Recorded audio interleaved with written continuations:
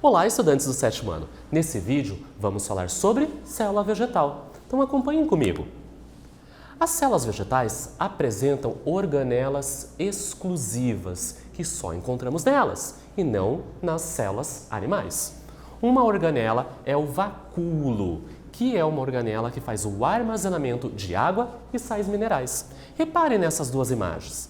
Nessa estrutura grande em azul, faz o armazenamento de água e sais quando no ambiente não está presente e a planta necessita dessas substâncias.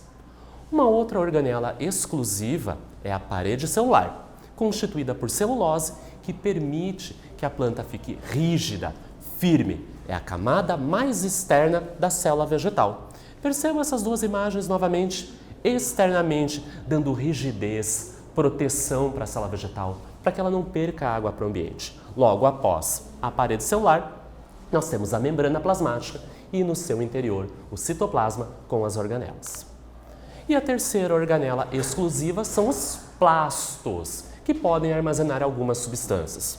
Nesse caso, nós temos o cloroplasto, que armazena um pigmento chamado clorofila, um pigmento verde, pigmento fotossintetizante, porque vai participar esta organela num processo chamado fotossíntese, onde nós encontramos nas folhas e nos caules, nas partes verdes das plantas. Percebam nessa animação, várias células, no seu interior nós temos as organelas chamadas cloroplastos, que participam então do processo de fotossíntese. Porém, os plastos não armazenam somente pigmento verde, mas também pigmentos coloridos, vermelhos ou amarelos, que estão associados com outras partes das plantas, como flores, aquelas folhas que vão cair quando está acontecendo o outono, o inverno, raízes, cascas. Percebam na imagem da esquerda as folhas amareladas caindo ou os tomatinhos bem vermelhos. E nós temos aqueles plastos que armazenam substâncias nutritivas, os leucoplastos. No caso da batata, nós temos o armazenamento de amido para que ela possa utilizar e nós consumimos esse alimento. Temos os tecidos de revestimento. Quando as células dessa planta se juntam, têm um formato semelhante e desempenham a mesma função, elas se especializam numa função. Primeira função, revestimento. Proteger toda a superfície da planta, evitando a perda dessa água.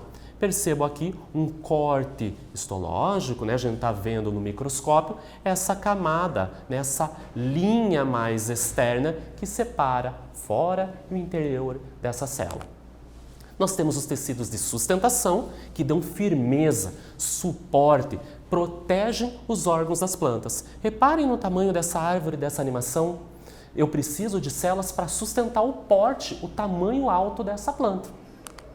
Nós temos os tecidos de condução, que são responsáveis por conduzir substâncias para as várias partes da planta. Então percebam novamente um corte histológico, a gente está vendo no microscópio, que esse tecido de condução lembra pequenos tubos, canudinhos de refrigerante, para a gente fazer uma associação.